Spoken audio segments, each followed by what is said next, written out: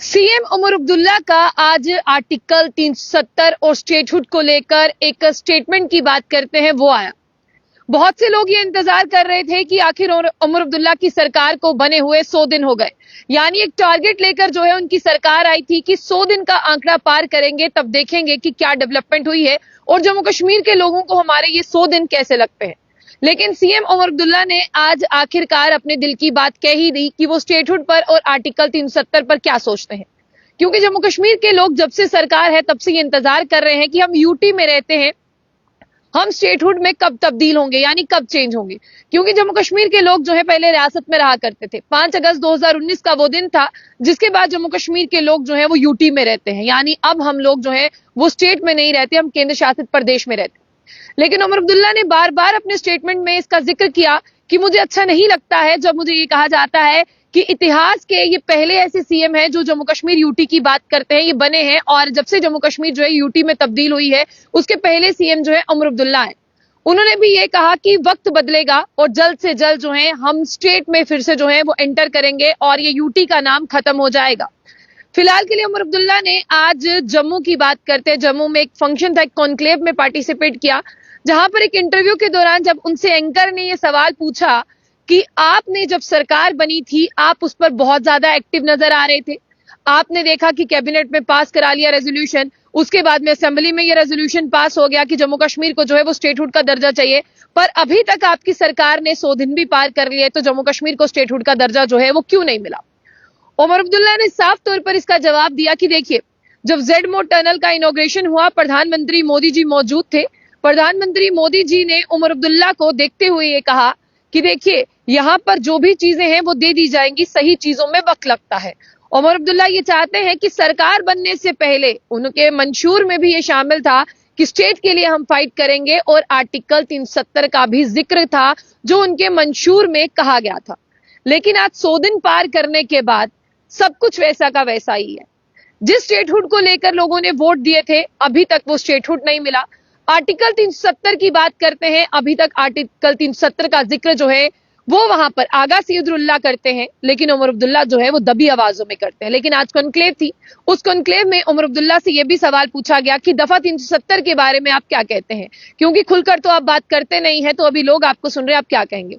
उमर अब्दुल्ला ने इसका यह जवाब दिया कि देखिए, सेंटर ने यानी मोदी सरकार ने जो है वो बहुत ज्यादा वक्त लगाया है आर्टिकल 370 को एक प्लानिंग के तहत जो है जम्मू कश्मीर से दफा 370 यानी जो स्पेशल स्टेटस था उसे खत्म किया गया और उसे यहां से जो है वो हटाया गया।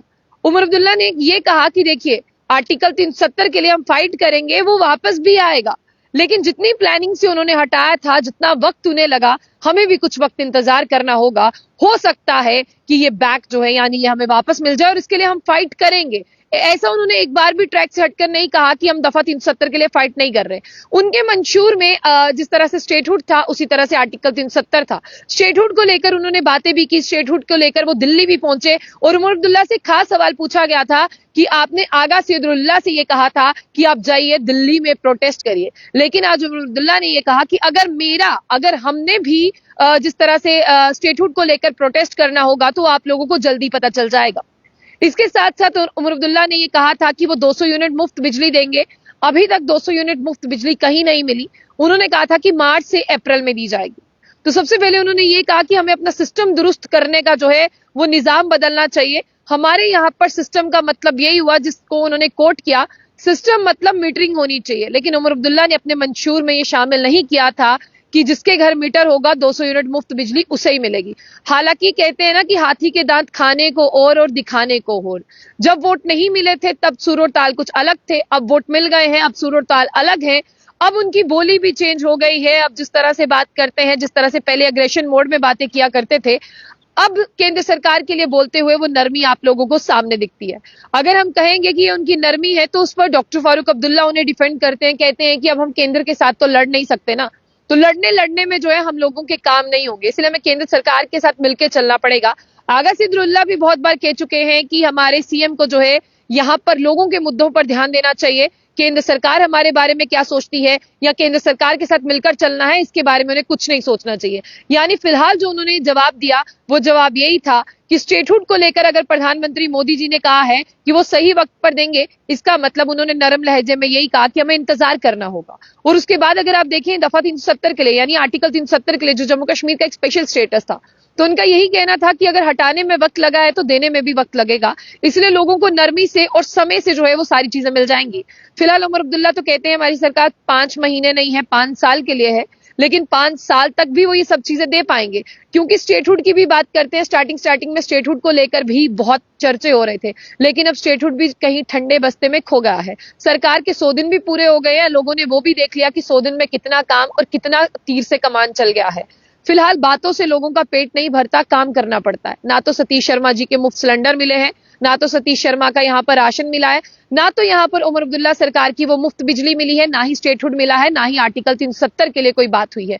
यानी जो चीजें कही थी मिलेंगी वो अभी तक नहीं मिली। इसका मतलब सिर्फ मैनिफेस्टो जो है वो बनाया गया था, लेकिन लोगों को देना कब है उस पर एक डेट भी मुकर्रर कर देते ताकि लोग बातें ना करते। फिलहाल के लिए देखते हैं सरकार क्या कुछ देती है और कब तक देती है, ये आपको और हम दोनों को देखना पड़ेगा, क्योंकि वोट हम दोनों ने दिए हैं।